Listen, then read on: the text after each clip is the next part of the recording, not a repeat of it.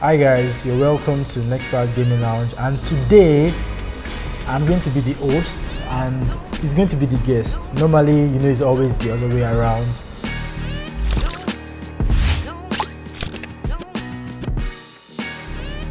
But today we are going to get into this. It's going to be fun, and I'm going to be asking him so many questions about gaming. Yes, my name is Kormbat, K-O-R-M-B-A-T, the spoken word poet, the freshest, I don't even need to talk much. So, how exactly did you come up with the name Kormbat?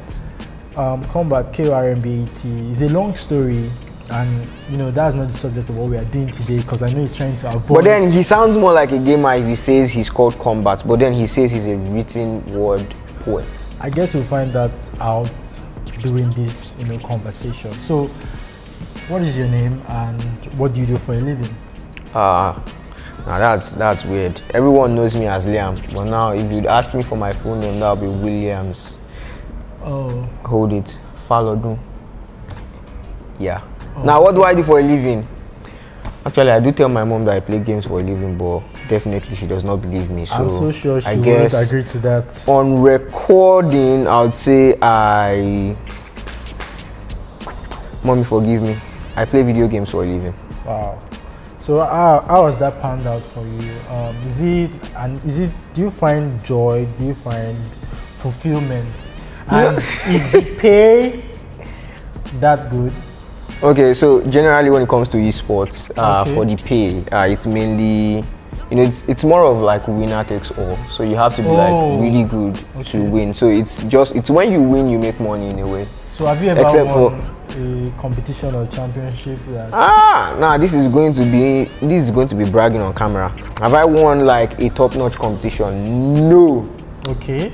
But have I won many competitions? Yes. And the pay was quite good. At least something to still keep you interested in playing video games. Oh, wow. That's how I'd say it. So next question. Okay.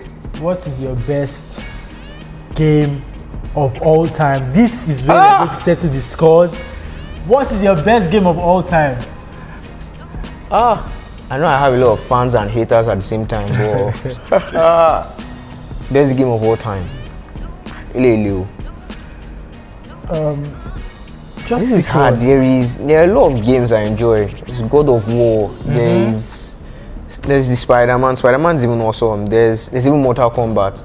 There's even FIFA of all games. So to kind of like pick, except if you would say what's your best arcade game of all time or adventure game. Okay, that's kind of like let's easier. Break it down now. What's your best arcade game of all time? Okay. Do you consider FIFA as arcade? Then easily I would say it's Mortal Kombat. Like hands down Mortal Kombat. I guess my name is Kombat, and I'm Mortal. Do you play Mortal Kombat? Yes, if you count down up as so that means okay, I think this guy also used down up Kung Lao. Oh, I don't know. I think we should play Mortal Kombat sometime. It's not I'm not that good anyways, and I still even have my challenge with Leo. So Leo, anywhere you are around, watch out. Yeah, so there's this thing that has been baffling me, and I want to address it. Like, I don't like when I meet a gamer and I can play a little myself, and I say, please, can you play this game? And you start saying, no, I cannot play. I know this person. Why do they do that? It's a simple thing. You have to be, as a gamer, you have to be humble. Now, I know definitely, especially Leo. Leo, for instance, is nowhere near humble. But then, I think I still have to put him in his place at some point. I feel if you're a gamer and you can play this game very well, you should own it. Not that I want to play with you, you're now saying, and I can't play, Then when I start playing with you, let me. You now give me seven, like in FIFA now. Most times, some of my friends are gamers and stuff, and when we meet, and I'm like, yo, I can't really play. I'm actually saying the truth. And you now be like, no, I can't really play. Then when we now start playing, the first 20 minutes is 4. Then you now start explaining that it's just it's just the R2 that is working. Why do gamers do that? You're laughing. Okay. And I'm sure okay. Let me explain this to you. Okay. When you meet someone for like the very first time, yes, like it's not written on anywhere that okay, this person is actually good in this game. Okay. So when you come to me, definitely it's not like I know myself to be the best gamer of all time. So if someone steps up and they're like, I can't really play, it's like, think of it as this kind of, I won't say it's a kind of language style in the gaming community.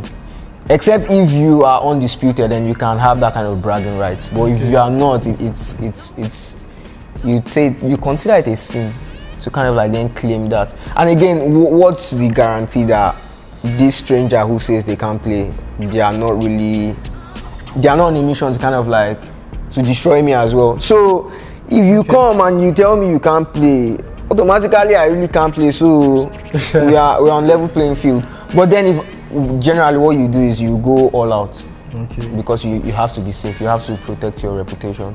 So then if it turns out that okay, first half 7-0, and then we understand that okay, maybe next game I'll go soft. But okay, I remember the first time I even played, there was this guy I played, he mentioned he couldn't play, and then I was still a noob. You were still what? I was still what? I noob. I was still okay. So now he's. No, I'm still like. You just played out. Now, can you see what I'm saying? You just played out now. Continue. Now I'm here for gamers today. I'm a senior noob. Oh, yeah, okay. But it's like when it comes to noobs, they are great. Exactly. So, this is exactly what they say. They keep on creating explanation and excuses. Majorly, it's not excuse. It's kind of like this mindset for okay, you are not the best, so don't really call yourself the best yet, because so that you can give yourself that space to improve. So outside that, that's the way I see it personally. Okay. But then okay, my story. I remember playing this guy, and I was like, I can't really play, and he was like, he couldn't really play. And then what happened? But in the real sense, it's not like I couldn't really play.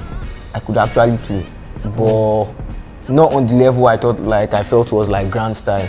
And then when we played, he took it easy. Wow. Or I felt he took it easy because I ended up winning. Okay. So the next time we played, obviously he rained hell.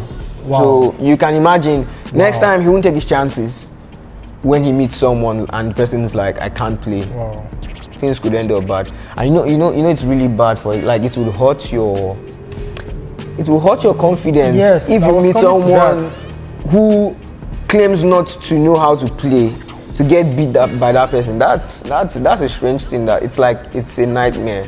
There is another question I want to ask, and I'm saying this for the gamers out there. Why is it that if you feel you're a good gamer and you play against someone that is not that pro, as you call it, and the person beats you, you start fuming up and you want to revenge. And in those states, in that state of mind, you end up making mistakes, and you keep on making mistakes. Then the next thing they do is they now start giving explanation.